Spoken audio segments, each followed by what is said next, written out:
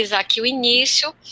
A gente vai ter uma palestra sobre a apresentação do Comitê de Ética em Pesquisa com Seres Humanos do IFAM. Serão os palestrantes de hoje o professor doutor Tarcísio Serpa Normando, professor do IFAM e também do Programa de Pós-Graduação em Ensino Tecnológico, e o professor doutor Edson Galvão Maia, que também é o vice-coordenador, é professor do IFAM e o vice-coordenador do Comitê de Ética. Bem-vindos, viu, os professores, e fiquem à vontade para iniciar a palestra. Olá, pessoal, mais uma vez, boa tarde a todas e a todos. Eu agradeço muito o espaço aqui, né, para a gente conversar um pouco, menos do que uma palestra. A intenção é ser um bate-papo, né, para a gente falar sobre o Comitê de Ética, falar sobre a submissão dos projetos, para ajudar a esclarecer alguns pontos que, via de regra, acabam sendo dúvidas, né? O que faz com que os projetos voltem.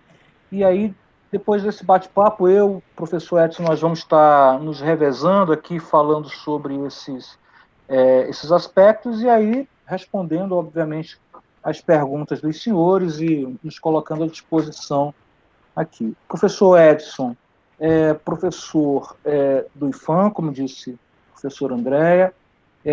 Assim como eu, Edson tem uma experiência num campus do interior, né? E eu acho importante isso, que abram-se oportunidades para os colegas que estão em campi do interior, né, de estar à frente de atividades do IFAM, né, descentralizando um pouco dos campi de Manaus. O professor Edson estava em Lábrea, não é isso, professor? E Sim. agora está aqui no CMC, removido há pouquíssimo tempo. Professor Edson, pode fazer a sua apresentação. Boa tarde a todos, eu sou o professor Edson, né? A gente está aqui para fazer, como o professor disse, esse bate-papo. Eu acho que é importante que a gente pega os projetos e, às vezes, a gente tem que estar mandando o projeto, retornando o projeto, isso demanda tempo, né? Às vezes atrasa a pesquisa. Então, eu acho que se a gente estiver em contato com os pesquisadores, isso vai melhorar 100%, né? A gente vai receber projetos que talvez já sejam aprovados na primeira reunião, é o que a gente quer, né? Então, a gente está aqui para falar um pouquinho sobre essa submissão. Eu acho que é a parte mais importante, né? Porque às vezes são pequenos detalhes, mas como comitê a gente não pode deixar passar, e aí atrasa no mínimo mais um mês a pesquisa. Então, eu acredito que essa conversa vai ser muito boa. E a gente está aqui para tirar essas dúvidas aí, tá bom, gente? Muito obrigado aí pela oportunidade, tá bom? Então, vamos lá. Vou começar aqui fazendo a apresentação, pessoal. Vou colocar na tela a apresentação.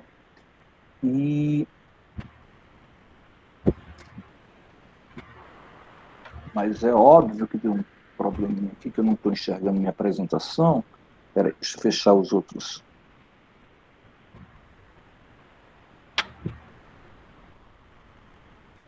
Esse agora vai.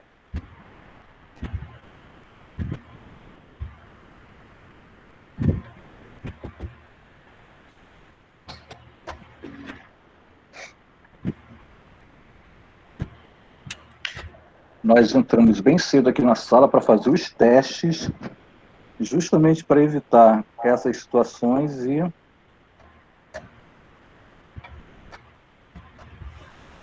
Eita. Vamos lá. Deixa eu fazer uma última tentativa. Deixa eu fazer uma última tentativa aqui, senão eu peço para você colocar a apresentação aí. Agora eu acho que vai. Partilha. Está aparecendo, colegas? Sim, agora iniciou. Isso. Bom, então, essa apresentação foi preparada por mim, pelo professor Edson. Ela faz parte de uma das atribuições dos comitês de ética, que são que é fazer um trabalho educativo. O Comitê de Ética do IFAM é um comitê relativamente recente, é um comitê que começou a funcionar aí no segundo semestre de 2016, se não me falha a memória, e está num processo de consolidação. É a primeira atividade que a gente está fazendo de esclarecimento do comitê no período que eu estou como coordenador. Estou desde maio do ano passado como coordenador. Eu estava se assenhorando do comitê ainda durante o ano passado, e esse ano a gente está iniciando esse processo de esclarecimento da comunidade científica do papel dos comitês. Nossa ideia era buscar alternativas para estarmos presentes nos campi, né, especialmente nos campi do interior, mas fomos albarroados pela Covid-19, e aí a alternativa acabou sendo esses contatos eletrônicos, que num certo ângulo nos permite aumentar, né, talvez a visibilidade da apresentação. Bom, vai ser um bate-papo, e a ideia é ir respondendo algumas perguntas-chave. Na primeira, talvez, que a gente precise atentar, o que é uma pesquisa envolvendo seres humanos, né? A primeira coisa que a gente precisa atentar, já que este comitê, o comitê de pesquisa, comitê de ética em pesquisa com seres humanos, como é que a gente define uma pesquisa com seres humanos? Aí eu fui buscar lá, principalmente na resolução 466 de 2012, a definição dessa pesquisa. Pesquisa com ser humano é toda pesquisa, individual ou coletivamente, tenha como participante o ser humano, sua totalidade ou parte deles, e o envolva de forma direta ou indireta, incluindo o manejo de seus dados, informações ou materiais biológicos. Então, a rigor, pesquisas que envolvam direta ou indiretamente o ser humano é a pesquisa que deve ser submetida ao Conselho de Ética. A gente vai ver daqui a pouquinho que há exceções, mas, basicamente, essas pesquisas que envolvam direta ou indiretamente o ser humano e que, principalmente, incluam o manejo de dados, de informações, né, são pesquisas que devem passar pelo crivo do Comitê de Ética. Edson, você vai falando quando você quiser, tá? Você vai... Não, eu só queria lembrar na época que eu estava fazendo mestrado, que eu estava fazendo doutorado, era uma discussão muito grande a respeito disso, se os nossos dados, que eu sou linguista e a gente trabalha com dados de fala, e muitos dos nossos trabalhos não passam pelo Comitê de Ética. Alguns orientadores acham que não precisa, e isso fica muito a cargo de cada orientador, né, de como verifica isso com seus alunos. Eu passei no mestrado pelo Comitê de Ética, mas no doutorado, por exemplo, a minha pesquisa não passou pelo Comitê de Ética. E hoje eu vejo que não, que eu deveria ter passado, sim, minha pesquisa pelo Comitê de Ética, né, porque, de certa forma, são dados de fala, então são informações de pessoas, né, de seres humanos. E por mais que sejam coisas que a gente acha que são simples, que não vai expor, ou qualquer tipo de outras situações, mas precisam, sim, desse aval do Comitê de Ética, tá, gente? Só para colocar isso daí, como um exemplo, né? Porque eu acho que é uma discussão que tem muito nos programas. A gente sempre ouve muito essa discussão. Então, meu trabalho é só uma entrevista, vou só fazer umas perguntas. Tem que passar pelo Comitê de Ética, sim. É isso. Então, o que é o nosso comitê de ética? O comitê de ética aqui do IFAM. Ele é um colegiado interdisciplinar, independente. Ele tem um caráter consultivo, deliberativo e educativo. E, assim, o cerne do trabalho do comitê de ética é defender os interesses dos participantes da pesquisa. É resguardar a dignidade dos participantes da pesquisa. O foco, o nosso horizonte principal é esse, é garantir que as pesquisas que sejam desenvolvidas com seres humanos, elas possam ter todo o arcabouço, né, toda a proteção necessária para que os participantes da pesquisa não se sintam atingidos nos seus direitos, na sua dignidade. Essa é a finalidade principal. Então, o CEP existe em função disso. Evidentemente que, a partir do momento em que o CEP observa um protocolo de pesquisa apresentado e dá o seu aval, dizendo que tal protocolo de pesquisa está em conformidade com as normas, suas resoluções, ele também acaba valorizando o pesquisador, né, contribuindo para a qualidade das pesquisas, na medida que ele dá esse aval, dizendo que, sim, o trabalho os protocolos de pesquisa apresentados estão em conformidade e garantem ao participante da pesquisa os seus direitos, garantem que eles não serão atingidos em sua dignidade. Então, lateralmente a essas garantias, nós também trabalhamos acabamos valorizando o trabalho do pesquisador, acabamos contribuindo para a qualidade das pesquisas realizadas. Além do que, ao passar pelo CEP e ao ter seu projeto aprovado, o CEP se torna corresponsável também por esse projeto. O CEP, ele faz parte, ele não é isolado, ele faz parte de um sistema mais amplo, ele faz parte do sistema CEP-CONEP, a Comissão Nacional de Ética em Pesquisa, ligada ao Ministério da Saúde.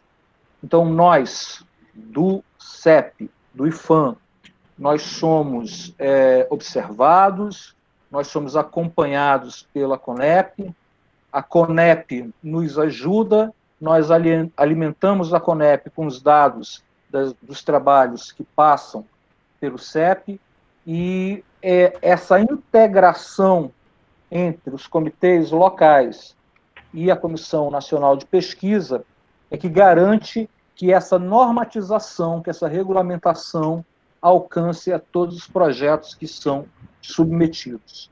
Então, trabalho do Comitê de Ética em Pesquisa com Seres Humanos do IFAM, ele não é um trabalho que está desconectado com o sistema nacional.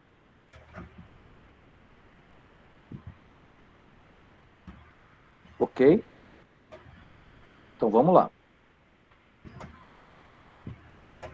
Quais são as atribuições do Comitê de Ética? Identificar, analisar, avaliar implicações éticas em pesquisas com seres humanos. Nossa atribuição primeira é essa. Nós nos preocupamos com as implicações éticas em pesquisas com seres humanos. Se eventualmente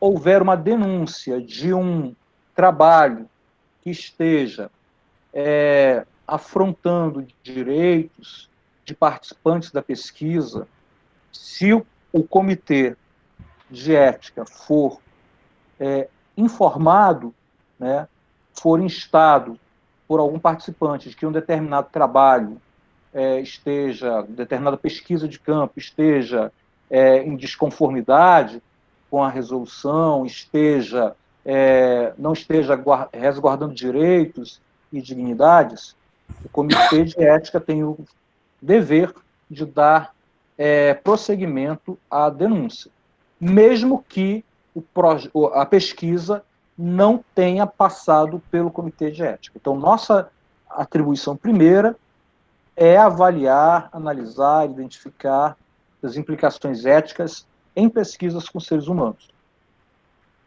Obviamente, nós fazemos também a avaliação dos projetos de pesquisa e de iniciação científica, projetos de conclusão de curso,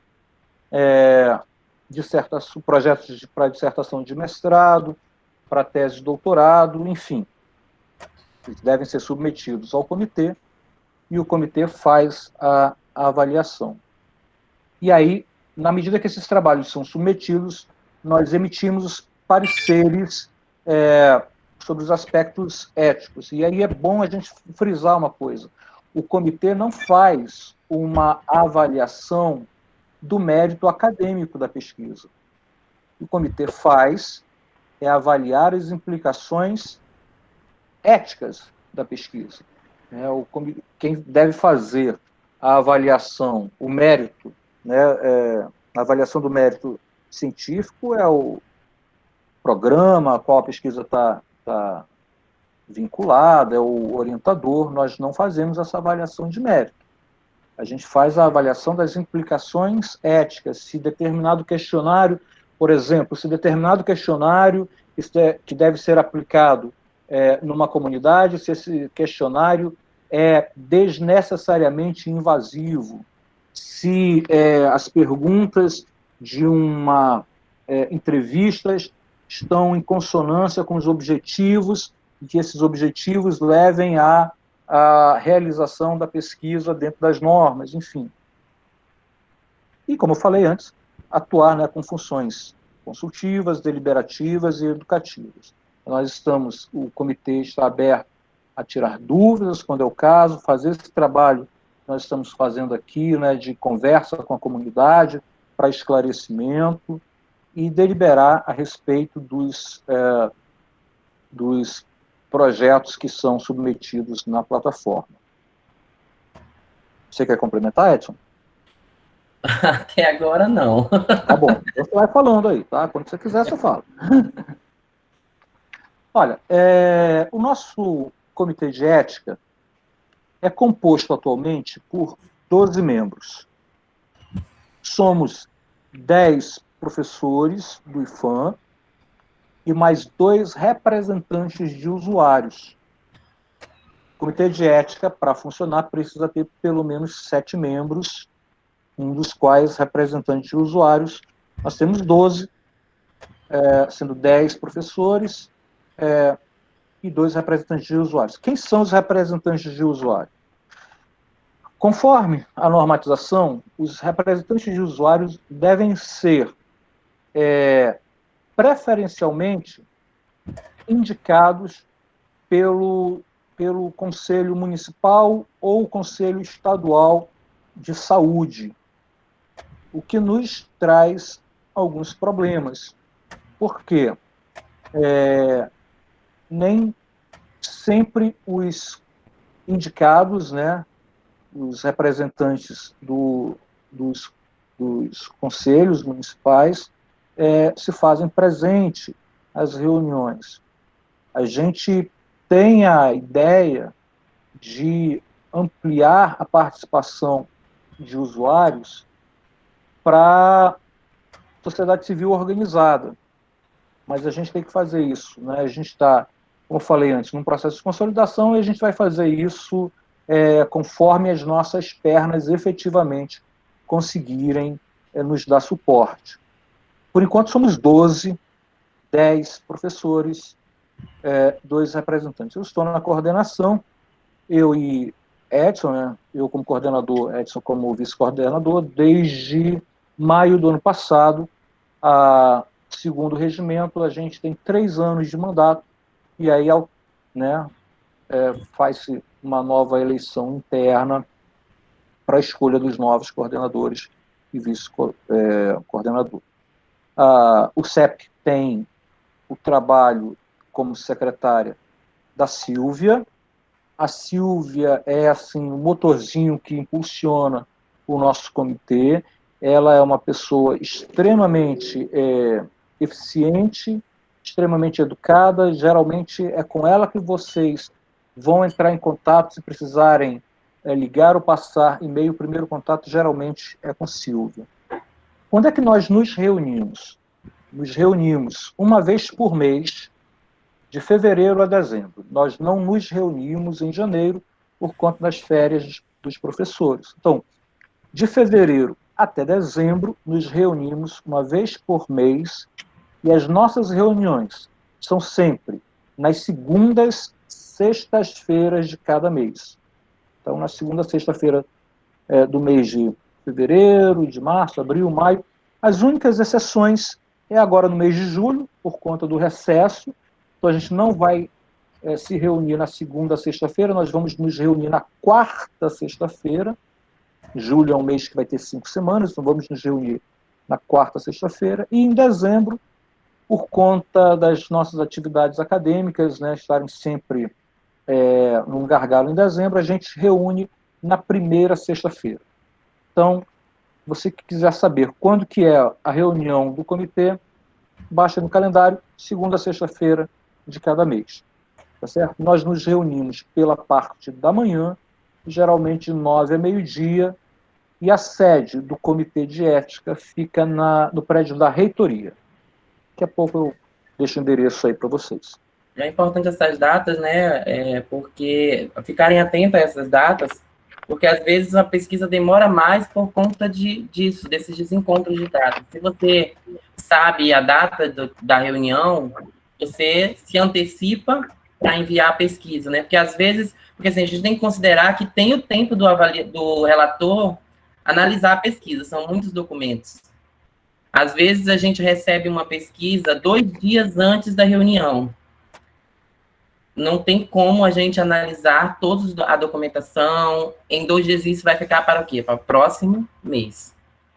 Então, isso vai retardando também a emissão do parecer. E se, porventura, tiver um problema, aí mais um mês. Entende como que é a situação? Então, ficar de olho nessas datas é muito importante para se antecipar, né? Porque assim que você coloca na plataforma, que a Silvia recebe, né, já é encaminhado para o relator. E esse relator ele já pode estar fazendo a análise para a próxima reunião. Mas se for muito próximo, aí já fica um pouco difícil. Exatamente. Olha só, quais são os projetos que não devem ser submetidos ao crivo de um comitê de ética? Tá? Conforme a resolução 510, desculpa, antes de eu falar disso, deixa eu só reforçar uma coisa. A expertise do nosso comitê, atualmente, gira na área de humanidades, né? Nós analisamos projetos de outras áreas, evidentemente, mas o grosso dos projetos que nós temos analisados são na área de humanidades, ciências humanas e sociais, muitos trabalhos da área de educação.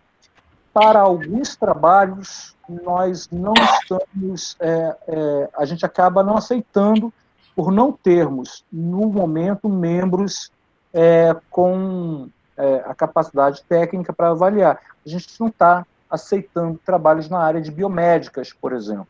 Nós não temos hoje, no Comitê de Ética, pessoas da área da medicina, da enfermagem, o que nos impossibilita de avaliar projetos nessa área. Então, a nossa grande expertise mesmo está na área de ciências humanas e sociais. É importante a gente observar que tem também outros comitês, né, que podem dar esse suporte para esse tipo de pesquisa também, mesmo aqui no Amazonas. Então, a gente tem o comitê da UFAM, né, que pode dar suporte nesse tipo de pesquisa. Embora sendo da nossa área, sendo da nossa instituição, nós temos que avaliar, não é isso? Exato. Exato. Os projetos que são oriundos do IPHAN, o Comitê de Ética do IPHAN não pode rejeitar. Nós estamos abrindo mão de avaliar projetos que nós não temos gente tecnicamente habilitadas, projetos de outras instituições. Então, olha só, quais são os projetos que não devem ser submetidos ao CEP? Pesquisa de opinião pública não precisa ser submetido. Pesquisa com informações de acesso ou de domínio público também não precisa ser submetida ao Conselho de Ética.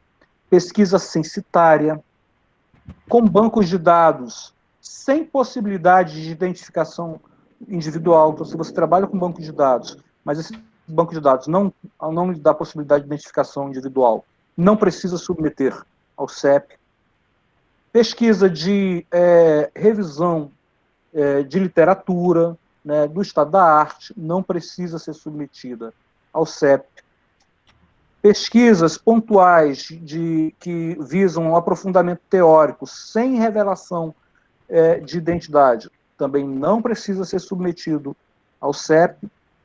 E as atividades que são realizadas com o intuito de educação, de ensino ou de treinamento, essas igualmente não precisam ser submetidas ao Conselho, ao Comitê de Ética. Fora essas, todas as demais precisam ser submetidas ao Comitê de Ética, ok?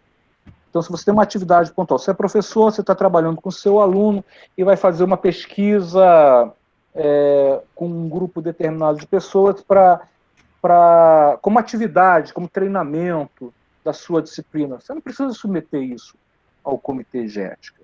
Se você está trabalhando com dados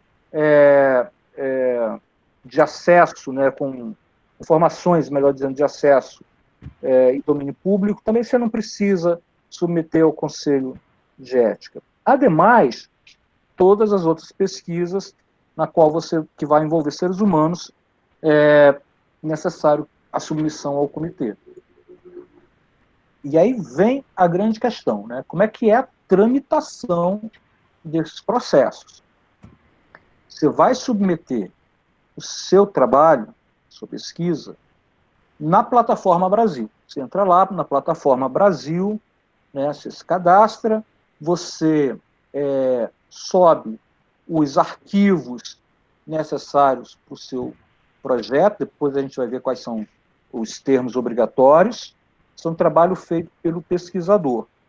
Da feita que esse trabalho é submetido à plataforma Brasil, o CEP tem 10 dias para receber e validar a documentação, verificar se todos os termos obrigatórios constam do projeto e tudo mais.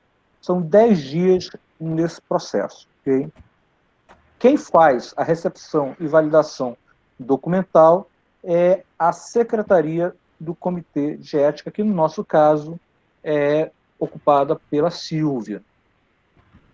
Quando a Sílvia faz essa recepção e validação, é passado para o coordenador do CEP, que distribui essas pesquisas entre os membros do CEP. Okay? E aí, os membros do CEP vão elaborar o parecer. Os membros do CEP têm 30 dias para elaboração do parecer. Okay? Com o parecer elaborado, ele é posto na pauta de reunião, vai para o colegiado discute, vai debater aquele parecer, verificar se o projeto tem pendências, se ele não tem pendências, enfim. E, a partir daí, com o resultado da discussão do parecer pelo colegiado, o coordenador do CEP libera o parecer consubstanciado. Então, este processo, esta tramitação, ela leva pelo menos 40 dias, que são os 10 dias para recepção e validação documental, e mais os 30 dias para elaboração do parecer, para discussão, para liberação do parecer consubstanciado. E aí, sendo muito honesto com vocês que estão aqui nesta sala, é bom dizer que nós, nesse processo de consolidação, o Comitê de Ética, em alguns momentos, o nosso Comitê de Ética, em alguns momentos, ultrapassou os 40 dias de liberação, para liberação do parecer consubstanciado. Tivemos troca de pareceristas, nós tivemos dificuldades em reuniões, enfim, uma série de contratempos que fez com que, em alguns momentos, nós ultrapassássemos os 40 dias. Eu quero dizer para vocês que a gente, neste momento, estamos cumprindo rigorosamente esse prazo dos 40 dias, 10 dias de recepção e validação documental, mais 30 dias de elaboração e discussão do parecer. Então, neste momento, o Comitê de Ética está liberando no prazo. O coordenador do comitê, ele faz a liberação do parecer consubstanciado. Quais são as possibilidades de pareceres consubstanciados possíveis? Só existe essas possibilidades. Quando o colegiado avalia e considera que o projeto está satisfatório, está apto para o início dos trabalhos de campo, ele recebe o parecer de aprovado. Quando o colegiado identifica a necessidade de adequações do projeto, o parecerista lista, né, quais são as pendências e o parecer sai como pendente. A partir do momento que o parecer sai como pendente, o pesquisador tem mais 30 dias para encaminhar as correções. Um detalhe muito importante que eu quero chamar a atenção. Enquanto não houver o parecer de aprovado, não pode-se iniciar o trabalho de campo com os participantes da pesquisa, aqueles sujeitos que serão entrevistados e fornecerão os dados. O pesquisador só pode começar o trabalho de campo com os participantes da pesquisa quando tiver o parecer de aprovado. Enquanto o parecer dele estiver de pendente, ele não pode iniciar o trabalho de campo com os participantes da pesquisa. O Comitê de Ética não avalia projeto que já esteja sendo realizado trabalho de campo com os participantes da pesquisa. Isso é muito importante você verificar, né? Se você submeter um trabalho ao Comitê de Ética e no seu cronograma já tiver iniciado o trabalho de campo, né, o trabalho lá de coleta de dados com os participantes da pesquisa, você provavelmente vai cair no próximo parecer, que é o não aprovado.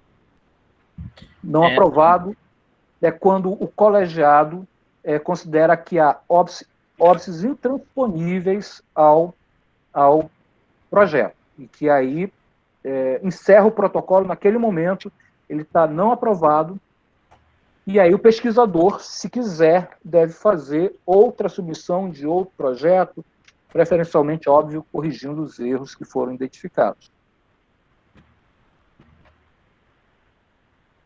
Há uma outra possibilidade também.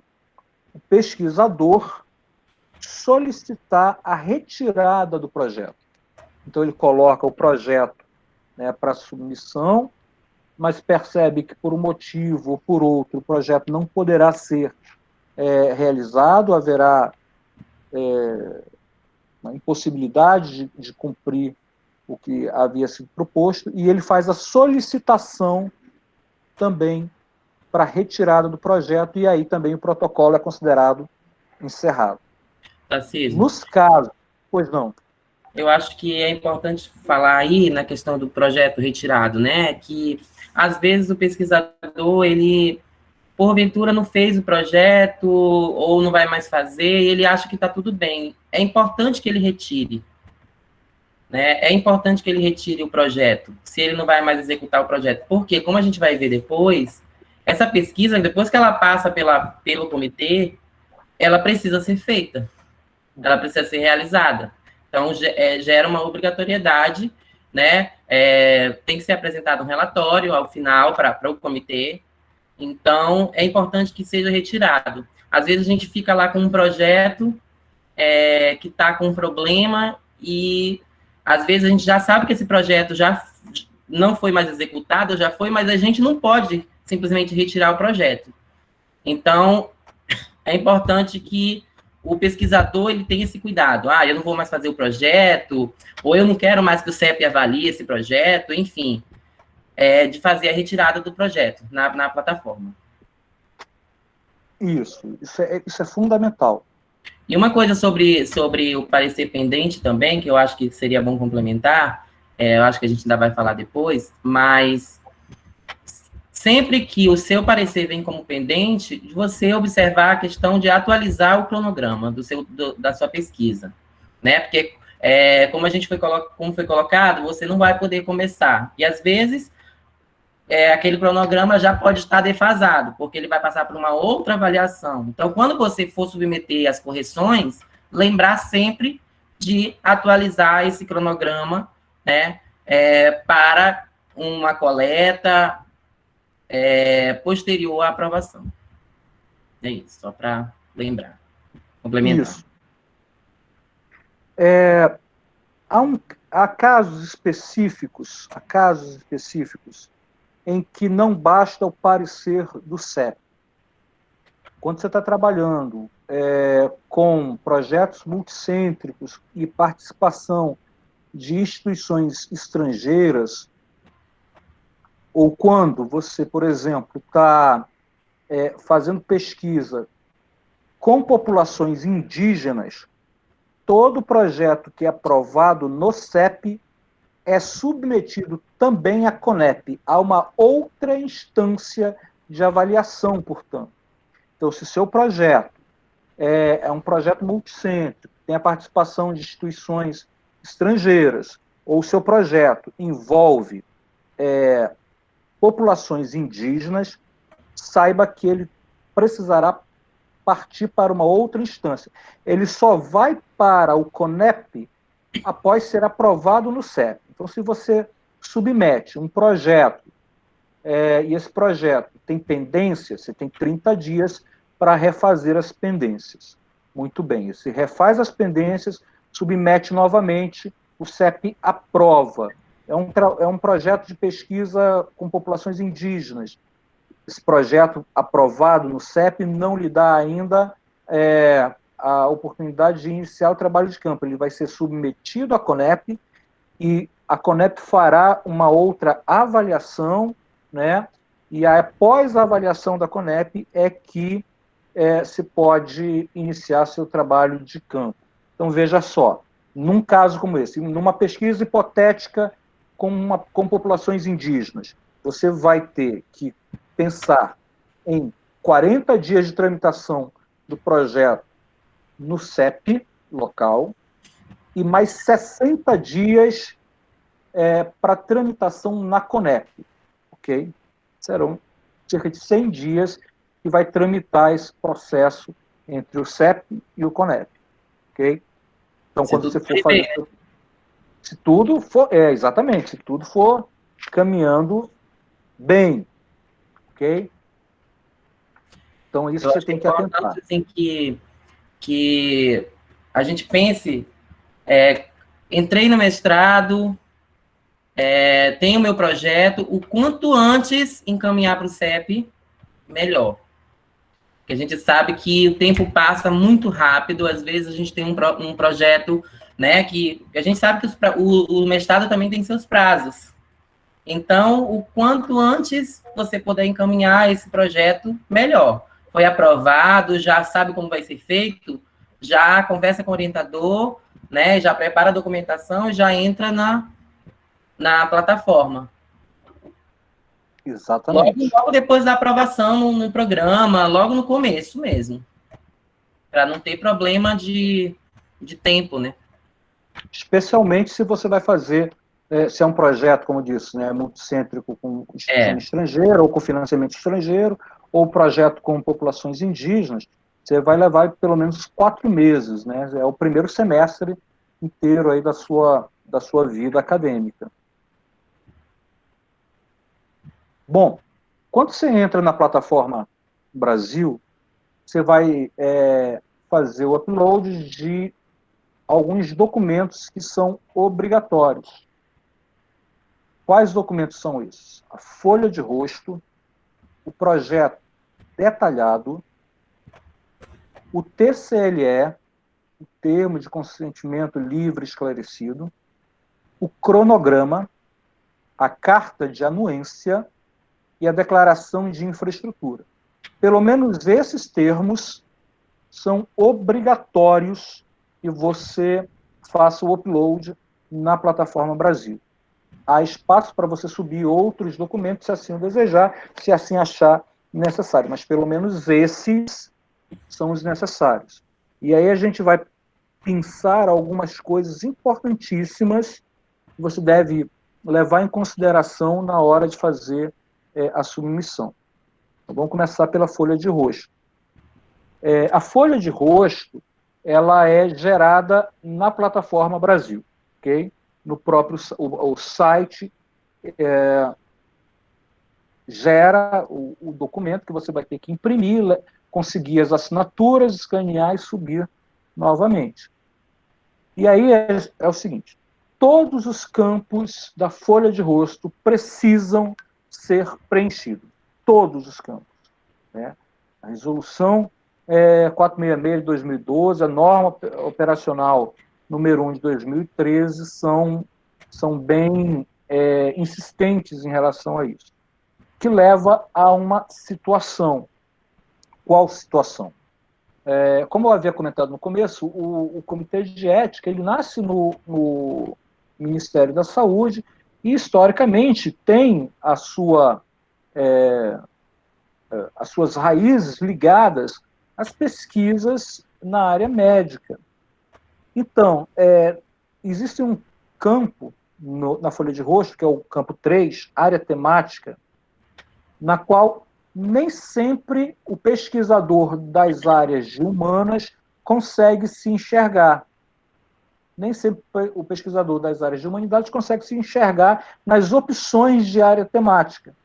E aí, volta e meia, a gente recebe projetos com o campo 3, área temática, em branco.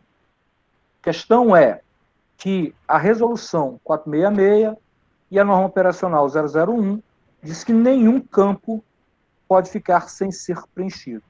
O que nós, do CEP e FAM, orientamos os pesquisadores? Preencha, nem que seja de forma manuscrita. Você não encontra lá a área temática que é afim à sua pesquisa, preencha o campo, ainda que de maneira manuscrita, com a área temática mais pertinente ao seu trabalho. No caso das pesquisas vinculadas aos mestrados e programas de pós-graduação do IFAM, a folha de rosto ela deve ser assinada e carimbada pelo diretor-geral. Então, num exemplo hipotético, você é aluno do programa de pós-graduação em ensino tecnológico. Quem vai assinar a sua folha de rosto não é a coordenadora do curso de mestrado. Quem vai assinar a folha de rosto é o diretor-geral do campus Manaus Centro. Tá? Então, a folha de rosto, como todos os outros documentos, né, a gente vai ver daqui a pouco, elas devem ser assinadas pela autoridade, digamos assim, autoridade máxima, representante máximo do campus. Né? Então, no caso, é o diretor-geral. É ele quem deve assinar e carimbar a folha de rosto. não pode estar carimbado, assinado pelo coordenador do programa, certo? Isso é importante que vocês atentem. Esses dois detalhes são detalhes que fazem com que vários projetos tenham parecer com pendências. E veja, o trabalho do comitê tem muito de um caráter técnico. Nós não podemos aprovar se não está com a área temática, nós não podemos aprovar se, ainda que a única pendência seja quem assinou, mas não carimbou a folha de rosto, por exemplo. Então, muito importante que se atente a isso. É preciso também que você faça na plataforma Brasil o upload do projeto detalhado. Então, assim, este projeto ele tem que ter, no mínimo, esses tópicos que vocês estão vendo aí na tela de vocês.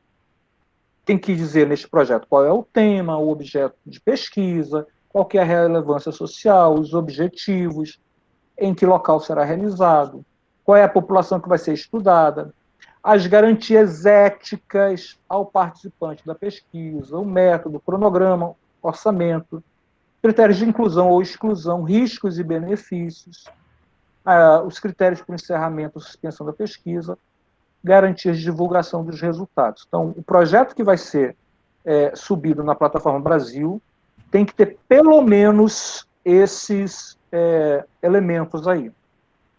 Então, veja, atente para que nem sempre no projeto de mestrado, né, que você apresenta no programa ao qual você faz parte, tem todas essas informações.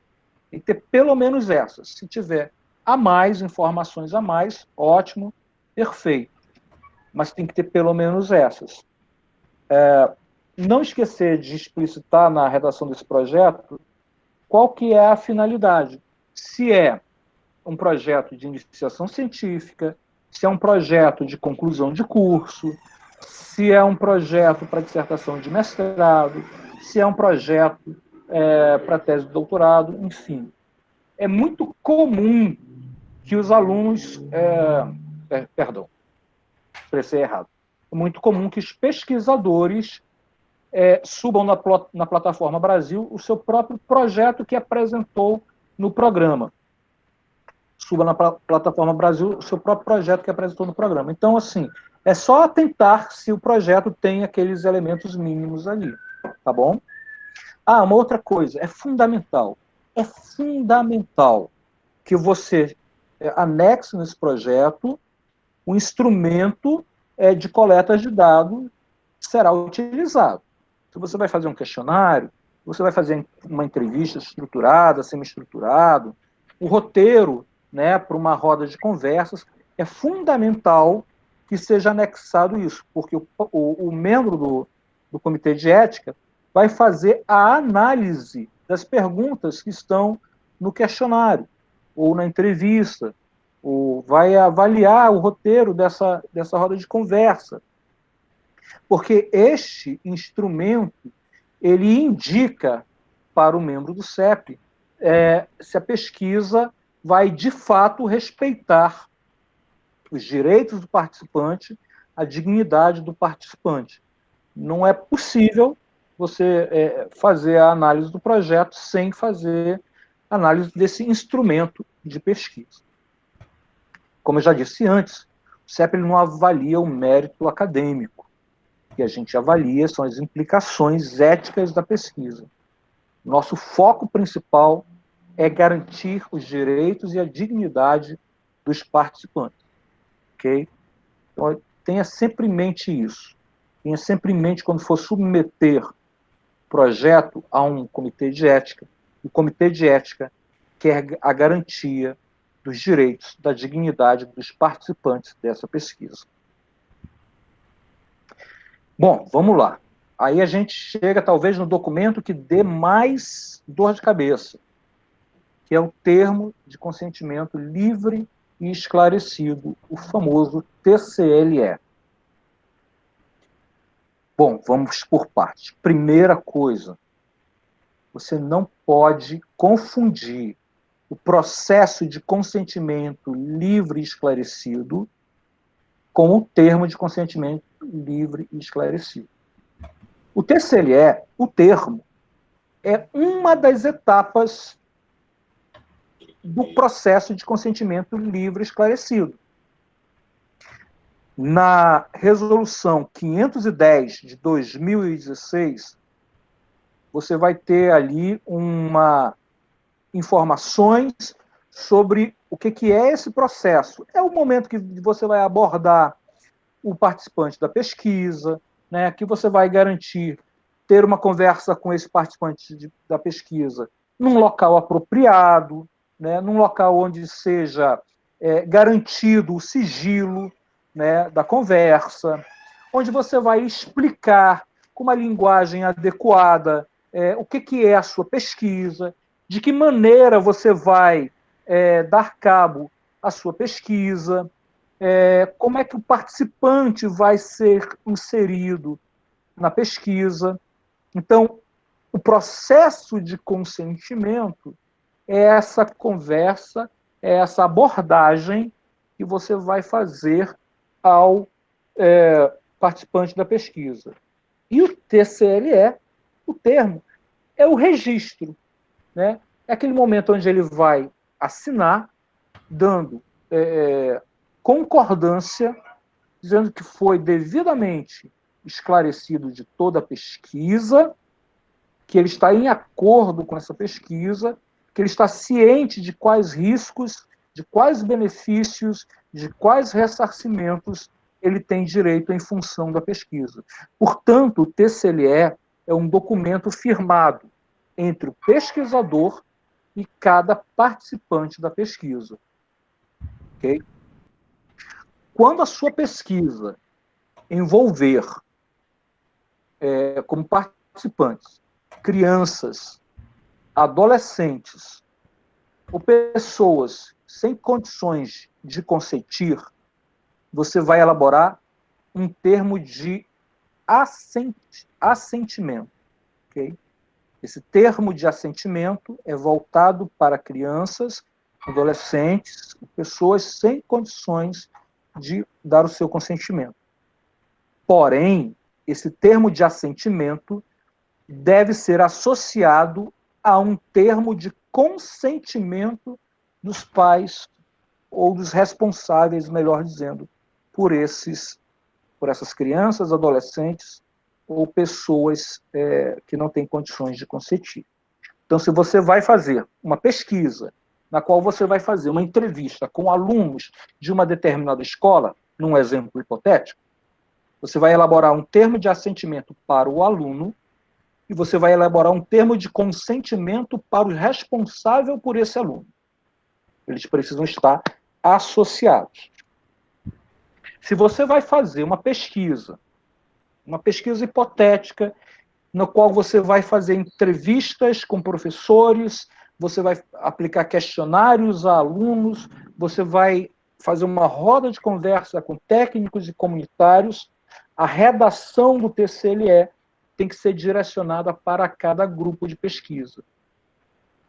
Os professores, os alunos, os técnicos, os comunitários, enfim, esses grupos diferentes, eles serão abordados por técnicas diferentes, com objetivos diferentes da participação deles na pesquisa. E ainda, se você está fazendo pesquisa com uma comunidade, hipoteticamente como uma comunidade indígena, que reconheça a autoridade de um capitão, de um líder, né?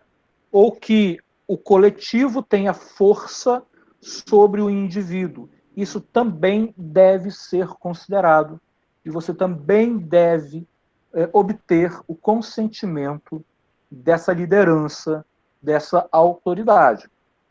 Então, hipoteticamente, se você está fazendo uma pesquisa com uma comunidade indígena, cujo o capitão dessa comunidade indígena, como a gente chama lá em São Gabriel da Cachoeira, né? A liderança dessa comunidade indígena precise anuir a participação dos indivíduos, é preciso elaborar também um TCLE para esta liderança. Ok? Queria só, mais uma vez, né, falar sobre essa questão da redação, né, da redação estar associada àquele grupo. Porque, às vezes, o que acontece é que a pessoa ela só repete o mesmo termo e para todos os grupos. Só que a gente sabe que a linguagem de uma adolescente é diferente de um pai responsável. Então, assim, as explicações que são dadas para um pai, as explicações, a forma como você explica a pesquisa, ela tem uma coisa que é super importante, é primordial, o seu participante ele precisa estar ciente de como vai ser toda a pesquisa. Ele não pode ficar desinformado de nada. Então, a forma de redação desse termo vai assegurar que ele compreenda realmente os objetivos da pesquisa, como essa pesquisa vai ser feita, como essa pesquisa vai ser realizada, que riscos que ele está correndo, ou que benefícios ele vai ter ou não vai ter, né? De que ele precisa, de que ele pode sair quando ele quiser. Mas o pai, às vezes a criança não entende. O meu pai consentiu, então eu posso ser obrigado a fazer. Por exemplo. Mas não, mesmo que o pai tenha consentido, se ele falar que ele não quer, você não pode fazer, né? Então, ele tem que saber disso, para ele não se sentir também obrigado a fazer porque o pai consentiu, entende? Então, cada participante, cada grupo, né, a redação própria para esse grupo, com uma linguagem própria, para que ele possa entender perfeitamente todos esses objetivos, toda a função da pesquisa. Ok? Só para frisar isso. Perfeito. Então, nesse sentido, todo o processo é feito de esclarecimento, né, de convencimento desse participante da pesquisa, e ao cabo desse processo ele vai assinar o termo de consentimento livre esclarecido. Esse termo de consentimento livre esclarecido, ele deve ser escrito sempre em forma de convite, e isto não é um detalhe de menor importância. Sendo muito objetivo, você deve começar o seu TCLE dizendo: o senhor, a senhora está sendo convidado a participar da pesquisa tal. Sempre em forma de convite. É necessário que a linguagem do TCLE deixe clara que o participante da pesquisa não está sendo obrigado a participar de maneira alguma. Ele participa porque ele assim o deseja.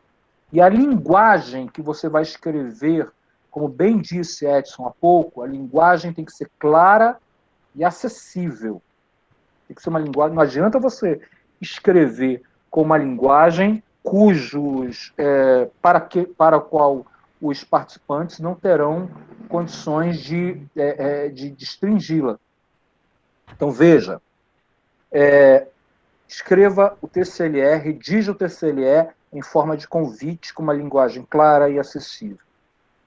Bom, além disso, no corpo do TCLE tem que o corpo tem que incluir minimamente qual é a justificativa daquela pesquisa, quais são os objetivos, a metodologia que vai ser aplicada. Ele vai participar de uma roda de conversa, ele vai responder um questionário, ele vai participar de uma dinâmica, enfim. Quais os riscos e benefícios da pesquisa, qual é a garantia de ressarcimento em caso de danos. Então, se o participante da pesquisa ele se machuca durante a realização de uma dinâmica, qualquer que seja ela, qual será o acompanhamento desse participante da pesquisa. É preciso que esteja muito, muito claro o sigilo e privacidade daqueles dados, das informações pessoais daquele participante, e que esse participante terá direito a acessar os resultados da pesquisa ou, se o desejar, se retirar da pesquisa a qualquer momento, sem prejuízo algum. Então, por algum motivo, durante a realização da entrevista, ele se sente desconfortável e decide não mais participar. Ele não é obrigado a continuar. Não haverá prejuízo algum a ele. Uma coisa fundamental que você tem que ter clareza: toda pesquisa tem um risco. Toda pesquisa tem um risco. O participante da pesquisa deve saber disso. O TCLE deve informar quais são os riscos e quais formas serão adotadas para minimizar esses riscos. Além disso, o participante tem que saber que, se houver algum dano a ele durante a realização da pesquisa, ele terá direito à assistência e à indenização. Não adianta fugir disso. A resolução CNS, a resolução 466 de 2012, ela é muito clara em relação a isso. Não adianta omitir do documento isso. Se houver algum dano em decorrência da pesquisa, você está lá numa dinâmica que você está fazendo com o participante cai e torce o tornozelo. Você tem que dar assistência a este participante da pesquisa com o tornozelo torcido. Então, isso é muito importante. Soa muito mal ao comitê de ética quando uma pesquisa, quando um projeto aparece em que o pesquisador diz que não haverá risco algum ao participante. Sempre há algum risco. E eu vou passar aqui a próxima tela, e depois eu volto lá para concluir, mas só para dizer assim, quais são riscos aos participantes da pesquisa? Quando você aplica, por exemplo, um questionário ou uma entrevista, que riscos são esses? Invasão de privacidade, responder questões sensíveis, tais como atos ilegais, violência, sexualidade, revitimizar o participante a ponto de ele perder o controle ou a integridade ao revelar pensamentos e sentimentos, discriminação, estigmatização, divulgação de dados confidenciais, tomar o tempo do sujeito, né, do participante que vai responder questionário, a divulgação de imagens, né, de registros fotográficos, enfim. Então, sempre há algum risco à pesquisa. Então, soa muito mal ao comitê de ética quando um projeto aparece lá dizendo que não há risco, porque, assim, ou parece, dá a impressão que o pesquisador ou não tem o compromisso fundamental com o participante da pesquisa, com os direitos e dignidade do participante da pesquisa, ou ele não se aprofundou o suficiente para identificar que riscos são provenientes de cada uma das estratégias lá, de instrumentos que ele vai utilizar. Então, você vai ter aqui alguns riscos que a gente listou, na verdade, a gente tem como fonte disso aí o CEP do IFE de Santa Catarina, como também algumas medidas que você pode registrar lá no TCLE para minimizar ou para evitar os riscos. Se o risco é o vazamento de informações confidenciais, garantir o exemplo de medida, né, garantir o acesso aos resultados individuais, minimizar o desconforto, garantindo um local reservado e a liberdade para não responder questões constrangedoras, enfim. Mas sempre há algum risco, tá? Deixa eu voltar aqui. Olha só, se algum participante da pesquisa tiver algum algum gasto. Então, ele teve que se deslocar da casa dele para ir até o IPHAN responder uma pesquisa ali. Ele tem direito ao ressarcimento da passagem de ônibus, que ele, né, do custo da passagem de ônibus que ele tomou para chegar até o IPHAN. Tá? Então, há que se garantir o ressarcimento de despesas eventuais geradas pela pesquisa. O participante da pesquisa não pode, no final das contas, tirar dinheiro do bolso para participar da sua pesquisa. Okay? Você tem que garantir o ressarcimento. É óbvio que, na prática, o pesquisador acaba se deslocando, né, até o participante, ele se insere na rotina do participante, desde que ele não abuse, evidentemente, né, enfim, mas ele se insere na rotina do participante, e que, na grande maioria das vezes, o participante acaba não tendo despesa alguma. Mas é importante deixar claro isso no TCLE. Também é fundamental apresentar os benefícios que a pesquisa vai trazer. Veja só, e aí eu chamo a atenção para uma coisa. Você tem que apresentar os benefícios diretos e indiretos. Os benefícios indiretos são os benefícios à comunidade, à área de conhecimento, ao programa de pós-graduação que você está envolvido, mas a pesquisa tem que também trazer também benefícios diretos ao participante. Ele tem que, naquele processo que ele participar, tem que sobrar alguma coisa que o beneficie como ser humano, não estou falando de benefícios materiais necessariamente, mas beneficie como um ser humano, que lhe dê conhecimento e saberes para melhorar a sua prática cotidiana, que o faça refletir. É sempre... Porque na maioria dos projetos que a gente lê, o pesquisador está muito preocupado com o benefício para ele próprio ou para a sua própria área de pesquisa e esquece o benefício ao participante da pesquisa. E isso não pode acontecer. Você tem que listar o benefício direto, é aquele ligado diretamente ao participante da pesquisa, e o benefício indireto, aquele ligado à área do conhecimento, à comunidade, ao programa de pós-graduação, enfim. Okay? Se não há benefício direto, se você acha que não há nenhum benefício direto, você também tem que dizer, não há benefício direto, né? Quer dizer, dizer isso é importante para o participante. Ele tem que saber que ele também não vai receber nenhum benefício por conta daquela pesquisa. Embora a gente sempre ache algum benefício. Por exemplo, se você está fazendo uma entrevista com um participante, só o fato dele estar se expressando, às vezes falando algo que isso já vai ser um benefício para ele. Pode ser que ele precisava dessa conversa, né? Então, eu acho que procurando, a gente sempre vai achar um benefício direto ao participante. Mas se você acha que não tem, então coloque lá, não há benefício direto ao participante, né?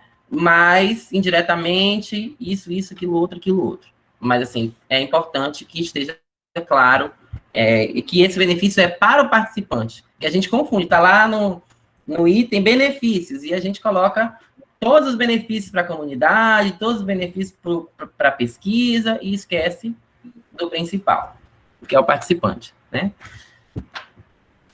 E eu concordo com o Edson também. Se você pensar bem, você vai encontrar, com certeza, algo que trará benefício ao participante. Bom, então aqui, depois vocês vão acessar esses slides, né?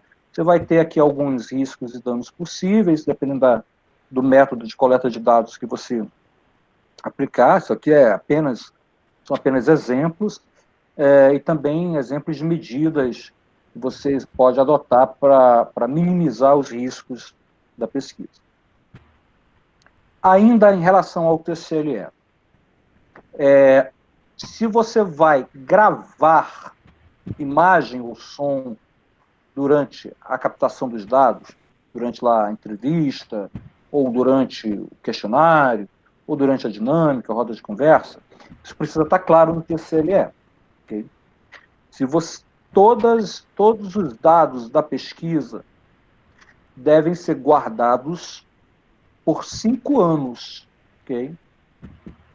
a 466 de 2012 e a norma operacional 1 de 2013 informam que os dados da pesquisa devem ser guardados por 5 anos. Após os 5 anos, você deve fazer o descarte desses dados. Se, por acaso, uma determinada entrevista, por exemplo, vai compor um acervo, é preciso também explicitar no TCLE que aquela entrevista será gravada com a finalidade de compor um acervo maior da pesquisa.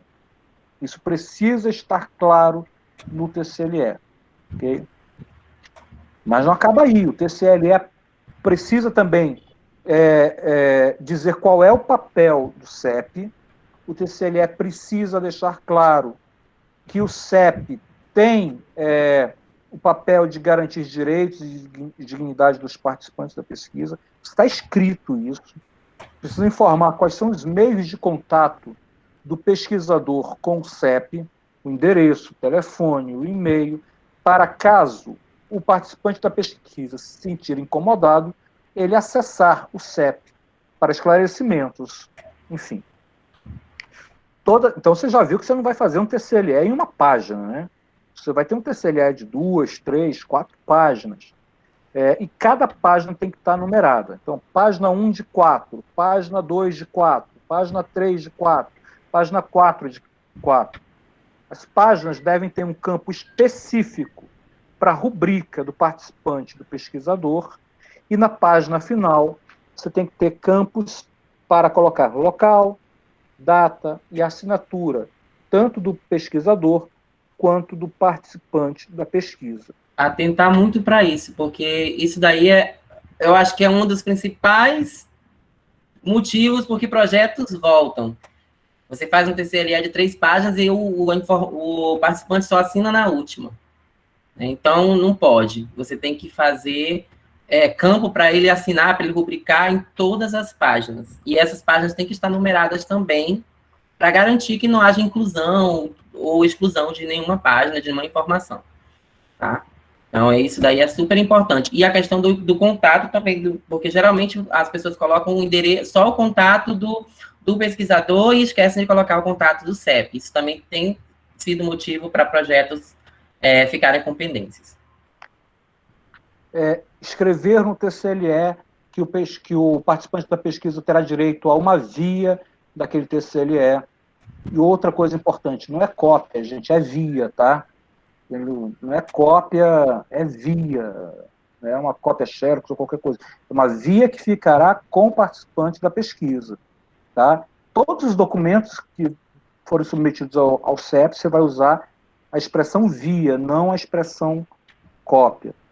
Ele vai ficar com uma via assinada original. Isso. Nada original. Quando você for imprimir o TCLE para fazer a pesquisa, tem que imprimir em quantidade para você ficar com uma e ele com outra. Não é só ele assinar, você recolher, levar e deixar ele sem nada. Tá? Pessoal, em casos muito específicos, mas muito específicos, você pode solicitar ao CEP a dispensa do termo de consentimento livre e esclarecido. São casos em que o termo de consentimento livre e esclarecido possa significar risco ao participante. Então, de repente, você está fazendo entrevista, eu vou dar um exemplo hipotético aqui.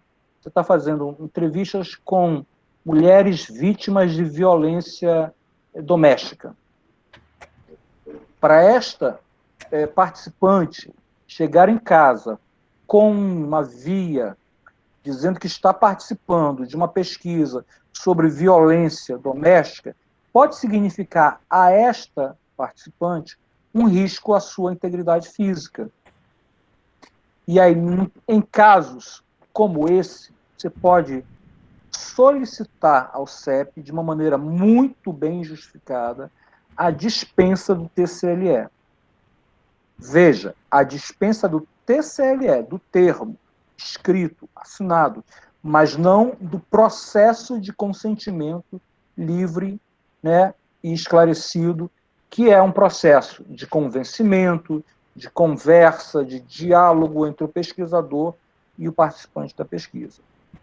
São casos muito raros, mas há possibilidade de pedir a dispensa do TCLE.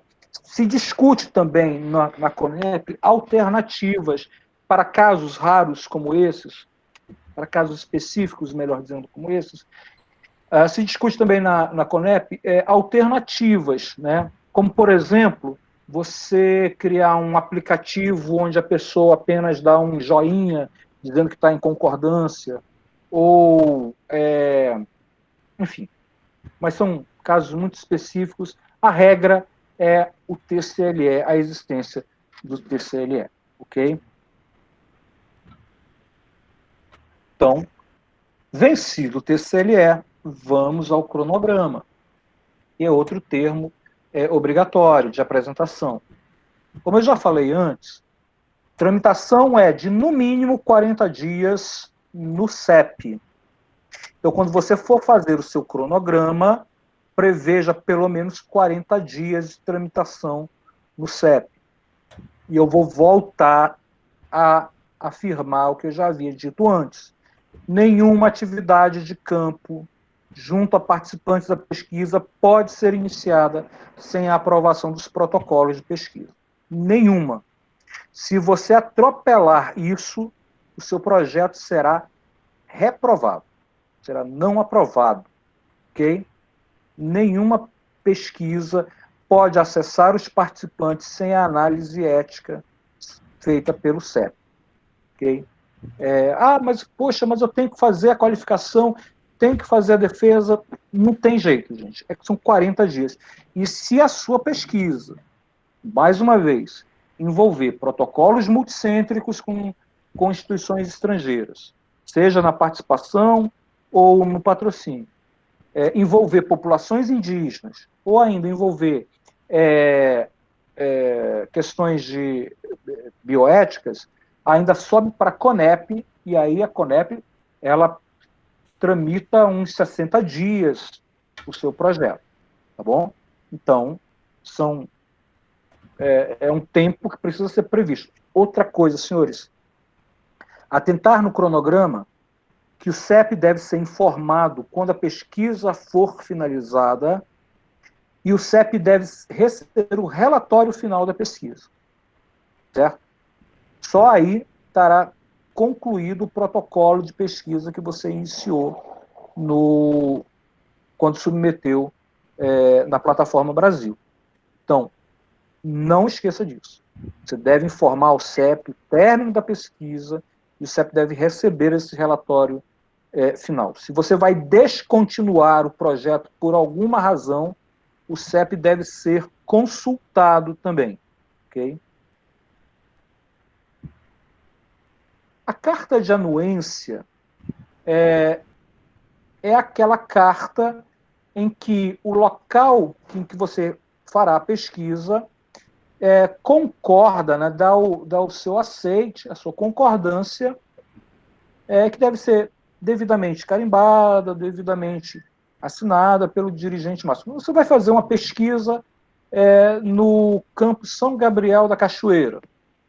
Você vai fazer uma pesquisa com professores da área de geografia do campus São Gabriel da Cachoeira. Você precisa apresentar uma carta de anuência do diretor-geral do campus São Gabriel da Cachoeira. Você deve apresentar uma carta de anuência assinada pelo diretor-geral do campus São Gabriel da Cachoeira.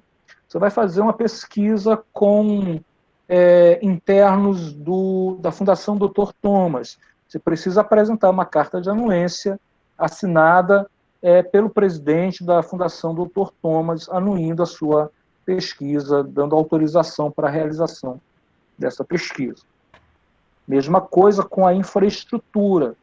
Se você está fazendo uma pesquisa no campus CMDI e você vai usar a estrutura do campus CMDI, você vai usar o laboratório de informática do campus CMDI para que os participantes da pesquisa respondam um questionário. É preciso que você coloque uma carta né, de concordância, de anuência, assinada e carimbada pelo diretor do campus CMDI, dizendo que você pode usar a infraestrutura do campus. Ou, em casos que você não vai usar a infraestrutura do local da pesquisa, você escreve uma carta dizendo que não será utilizada infraestrutura dos locais da pesquisa. Tarcísio, Pois não? lembrando da função de todos esses documentos, né? Porque às vezes a gente fica se perguntando, simplesmente para garantir que a pesquisa vai ser realizada. É uma das preocupações do CEP, né? Que a pesquisa, depois de aprovada, ela seja finalizada, ela seja realizada. Né? Inclusive, eu lembro de alguns pareceres, alguns projetos que a gente retornou por conta que foi uma coisa que eu esqueci de falar quando você falou lá do projeto, a questão do orçamento, financiamento, né? Às vezes a pessoa tem desencontro de informação, ela coloca um orçamento, mas ela não diz quem vai financiar. Mesmo que seja um financiamento próprio, ela precisa dizer que é financiamento próprio, que ela vai financiar, porque se você põe num projeto um orçamento, mas lá na folha de rosto, na parte de financiamento, você colocou não se aplica.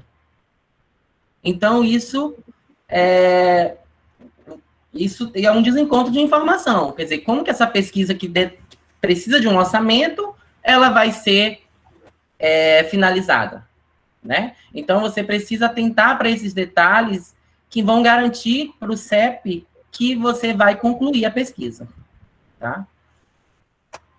Isso. Então, olha só, pessoal, já para finalizar essa apresentação longa demais aqui, né, quais são as principais normas que você precisa considerar ao encaminhar um projeto de pesquisa na área de ciências humanas e sociais? Observe a resolução 304/2000, é uma norma para pesquisa em áreas de povos indígenas.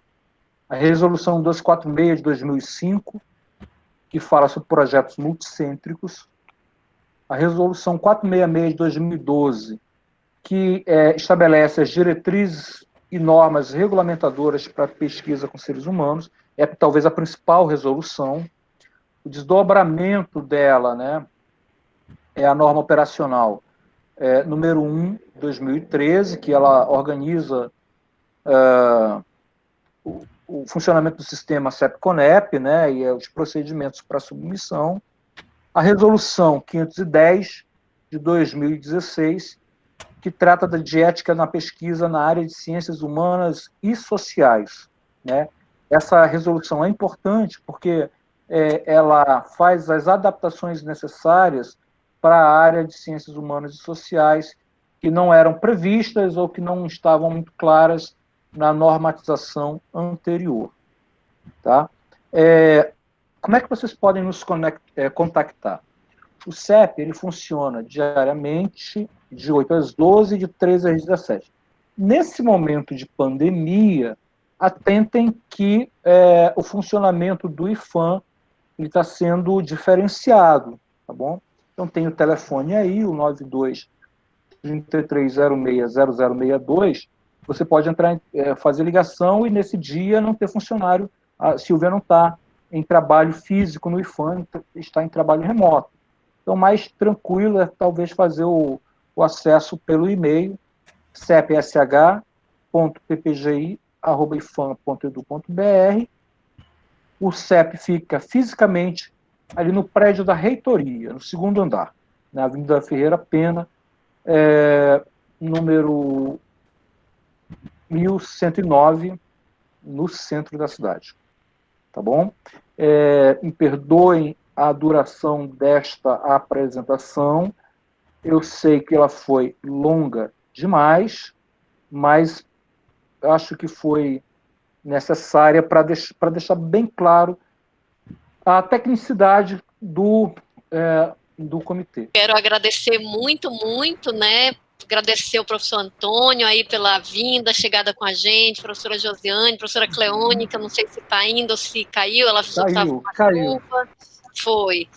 Então, muito legal, viu? O apoio de vocês todos aí do comitê com a gente. É sempre um tema que é legal, né, porque a gente tem muita dúvida, e eu acho que um gargalo aí é sempre o tempo. Eu acho que a gente que é pesquisador já fica cronometrando as coisas com relação a, puxa, eu vou dar entrada e o tempo que isso sai, quando eu começo, aí tem o tempo do regimento interno de cada curso. Então, eu agradeço, não sei se vocês querem fazer uma fala final. Eu só queria reiterar que o nosso CEP está nesse processo de consolidação, né? A gente, às vezes, tem falhas, mas a gente está sempre no caminho de otimizar as nossas práticas, e a gente está à disposição para dúvidas, para ajudar no que for possível, do que for de nossa alçada. Reiterando que assim que a página estiver atualizada, estiver melhor posicionada, toda essa documentação vai estar lá, mas vai estar na página, né? Mas, assim, enquanto isso não acontece, a gente vai passar, eu vou passar, inclusive, também essas legislações que eu citei agora, vou passar para a coordenação disponibilizar para todos, né, o modelo do TCLE, as resoluções, enfim, a própria apresentação, para que vocês usem da melhor maneira possível e disseminem também com colegas de outros programas, de outros. E a gente vai tentando, na medida do possível, ampliar essa atividade do comitê, que é essa atividade de esclarecimento das suas funções. Só quero agradecer também, né, por essa oportunidade de a gente esclarecer muitas coisas. Eu acho que isso vai facilitar tanto para o pesquisador quanto para a gente também. E também me colocar à disposição, qualquer dúvida. A gente está aqui para isso, a gente está aprendendo junto também. Também é o nosso primeiro ano no comitê. Então, muita coisa a gente também está aprendendo na prática, né? Então, se tiver alguma dúvida, quiserem entrar em contato, tá? Só entrar em contato com a gente, né? Pelo e-mail da instituição mesmo. Se você procurar lá, edson.galvão, é isso, é o meu e-mail, eu respondo qualquer dúvida que você tiver, assim, que tiver ao meu alcance. Se não tiver, eu vou procurar e a gente se esclarece. Bom, só também uma palavrinha. Eu acabei de encaminhar resoluções normativas do CEP, né, que tem disponível público na plataforma Brasil. Está aí o link, .saude.gov.br, né? E também dizer que realmente é um processo de construção de conhecimento, né? No início do CEP, né, lá em 2015, a gente encontrava muita resistência dos pesquisadores. Para que eu vou submeter ao CEP?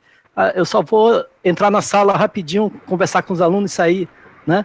Então, a gente percebe que agora não, já se tem uma cultura, né, de cuidado com a pesquisa, com o pesquisado, né, com todos os participantes.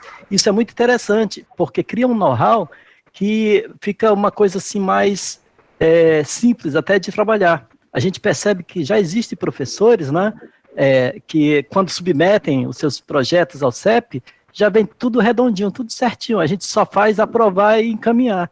Então, como a gente sabe que o grupo de mestrandos, né, é um grupo que está muito antenado, né, com legislações, com ensino, não deve ter dificuldades de se apropriar desse conteúdo, dessas normativas. E a gente também fica muito feliz de ver que as pessoas de agora estão se interessando mais, né, estão dando atenção, estão percebendo e valorizando, né, o parecer do CEP, que é justamente uma maneira de proteger todos os participantes da pesquisa, para que a pesquisa não fira direitos, ela não entre em situações de conflito e que possa ser publicado sem problema nenhum.